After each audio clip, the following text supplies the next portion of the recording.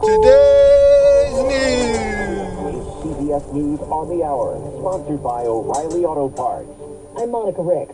The Arizona Supreme Court made a controversial ruling today by upholding a century-old abortion ban. The 1864 ban has exceptions to save the life of the mother, but none in cases of rape or incest. The ban will supersede a 15-week abortion ban that was signed into law in 2022. It is a dark day in Arizona. Governor Katie Hobbs. Arizona's 2022 abortion ban is extreme and hurts women. CBS's Matt Piper reports the law also carries a potential prison sentence for doctors who perform abortions, and it could have a big impact on elections in November. Arizona is a swing state and will likely have a constitutional amendment on abortion on the ballot. James and Jennifer Crumley were both sentenced to 10 to 15 years in prison today in Michigan, but before learning their fate, they heard impact statements from the parents of kids killed by their son Ethan. You have failed your son and you have failed us all. This failure had deadly consequences that can never be undone, that can never be made right. The Crumleys are not expected to appeal. Maryland Governor Wes Moore huddled with a congressional delegate today to discuss emergency aid plans in response to the Key Bridge collapse in Baltimore. CBS's Scott McFarland has the latest from Capitol Hill. They have an expectation now that they're going to remove all the concrete and the steel from the river and open those channels to ships by May.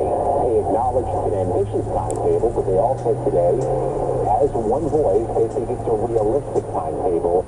That is key for both Baltimore workers and businesses impacted there. The EPA says more than 200 chemical plants in the U.S. will have to reduce toxic emissions linked to cancer. CBS's Tracy Wolf reports most of them make plastics, paint, and pesticides. The new rules will cut emissions from certain chemicals by nearly 80% and reduce the number of people who have elevated toxic air-related cancer risks by 96%. Most of those plants are located in the South and Ohio Valley. Secretary of State Anthony Blinken met with his British counterpart today in Washington as Israel pushes ahead on its plans to invade Rafah. Blinken says the priority is still hostages. We have our own citizens who remain hostage in Gaza, held by Hamas. We continue to work very closely with Israel, with Egypt, with Qatar. They're still working on a possible ceasefire and getting more aid into the region. And looks like it's official. Two-time Grand Slam champ Carlos Alcaraz has withdrawn from the Monte Carlo Masters tournament due to a muscle injury to his right forearm. He'd been training with strapping to his arm, but ultimately announced on X today that he cannot play. This is CBS News. Well, that's today's news. Today's news. I didn't hear any good news, did you? I didn't think so. I guess it's all about perspective. The glass is half full. Well, as always, I'd like to thank you again for coming along with me on these Dash Cam News adventures. You know the drill.